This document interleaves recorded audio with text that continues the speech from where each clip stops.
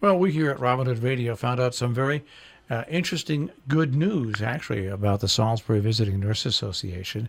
And that news is they have been recognized as a We Honor Veterans partner. Now, to talk a little bit about that and some other things, we have Melanie McGinn, who is the Hospice Director at Salisbury Visiting Nurse Association. Melanie, thanks for joining us today. Thanks, Marshall, for having us. I'm pretty excited to share about the We Honor Veterans program. What's interesting about this, in our area, we have so many veterans that are from the Vietnam War, a few still from World War II, but also the other wars that we've been involved in, that a program like this needs to get, I think, more attention. First of all, let's talk about exactly what being a We Honor Veterans partner means to SVNA. Well, SVNA is very committed to improving the compassionate care that we provide to our veterans because, as you mentioned, we really do have a very large veteran community here. And this was a program that was initiated by the National Hospice and Palliative Care Organization to improve access for veterans at end of life because they're one of the least recognized populations for receiving these services.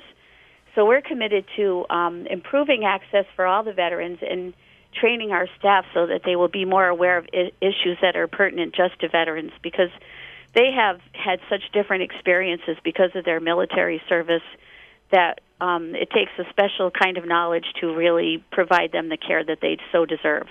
Well, we live in an area, and I think this is what makes the services that you provide at SVNA that is so absolutely full of not of veterans, but also senior veterans and senior citizens and people over 65. That really this expands and shows exactly how your services help out.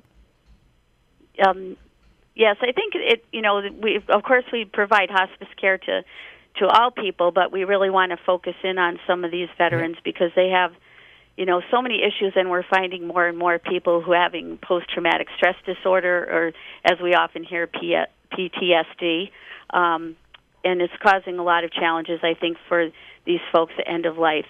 Now, was there any special training required, or is just the fact that you have incredibly well-trained people there part of why you got this honor? The We Honor Veterans program actually offers 4 levels of participation, and currently we're at recruit level, so it means we've really just initiated this program. So we will be doing a lot of in-house staff training with our nurses, our volunteers, our chaplain, social work, because there's a lot of issues that we aren't experts about, and we want to become more knowledgeable so that we can provide better services for this population. So is this something that you've been working on, or is this something that you found out about and applied for, or how did this all develop? Well, actually, I come from another organization where we had a pretty active We Honor Veterans program, and then I went to Washington, D.C.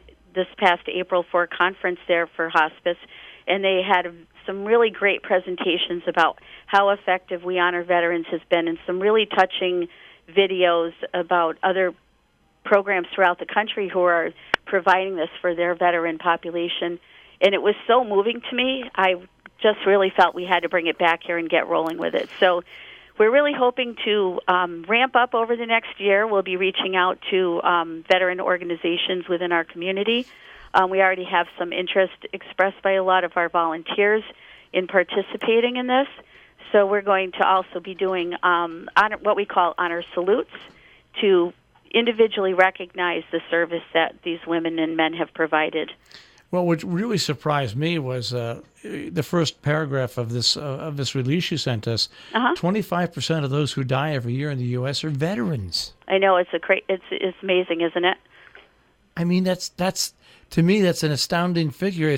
Once you start thinking about it, it's a realistic figure, but that never crosses your mind. Yeah, you don't really think about it. And then honestly, when we started talking about this, I wasn't even aware of the people who work with us who were veterans. And I think it's really important that we increase our awareness and show our gratitude for what these people have done to preserve our rights in this country.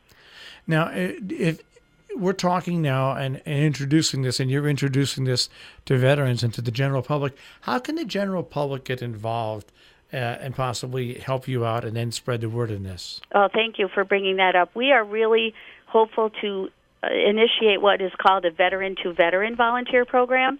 It's been proven to be very effective throughout the entire country, and we have a couple of veteran volunteers currently on our volunteer team. However, we would like to increase that number so that we can really expand this program.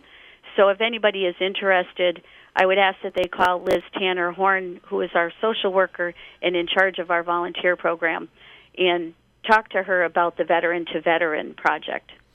And I see on your press release that this Veteran for We Honor Veterans project also survives basically on donations. Yes or no? It's a lot of it is built into our staff training, and then because it's under the hospice program, a lot of the volunteer stuff purely is volunteer. So, and there's minimal cost involved in providing this program because the training is just part of something we would be doing ongoing anyway. But there are little extras that donations would be helpful for when we get going with our Honor Salute program.